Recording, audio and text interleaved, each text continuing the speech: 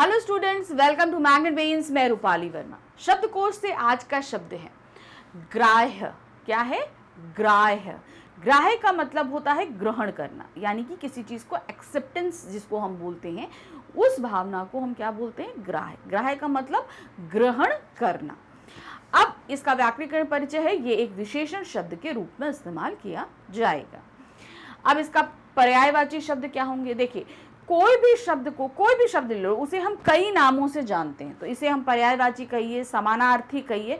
यानी कि अगर आप किसी को एक्सेप्ट कर रहे हैं तो उसके लिए ग्राह्य, ग्रहण, अंगीकार्य, अभ्युपेय, अवधारणीय, ग्रहणीय, स्वीकारणीय, स्वीकार्य, इन जैसे शब्दों को भी हम इस्तेमाल कर सकते हैं। तो जहां पर भी आपके लिए ऐसा कोई वाक्य आए जहां पर ग्रहण करने का भाव आए, तो आप इनमें से कोई भी शब्द इस्तेमाल कर सकते हैं। जरूरी नहीं है कि आप ग्राह्य इस्तेमाल करो, ग्राह्य तो कर ही सकते हैं, लेकिन आप इन शब्दों जैसे अंगीकार्य, अभ्युपेय, अवधारणीय, ग्रहणीय, स्वीकारणीय, स्वीकार्य जैसे शब्दों को इस्तेमाल कर सकते हैं।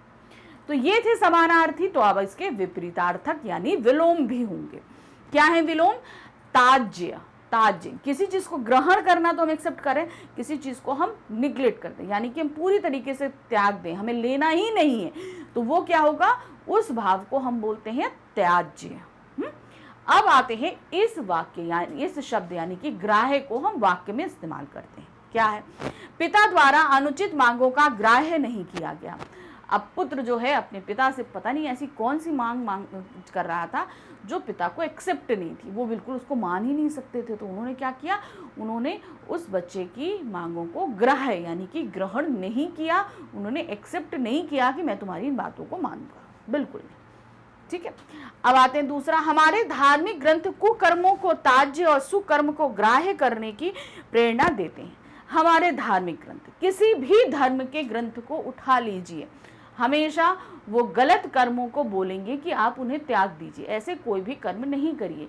ठीक है, जैसे पशुओं को मारना, दूसरों को हानि पहुंचाना, वृद्धों को का सम्मान नहीं करना, तो ये सभी क्या है? ये हमारे कुकर्म है। तो हमेशा हर ग्रंथ कहेगा कि इन्हें आप त्याग दीजिए। लेकिन सुकर्म को ग्राह्य करना, सुकर्म को ग्राह्य करने की प्रेरणा देते हैं, मतलब अच्छे कर्म को एक्सेप्ट करने के लिए बोलते हैं। जो अच्छे कर्म हैं उन्हें हमें ग्रहण करना चाहिए। जैसे क्या है?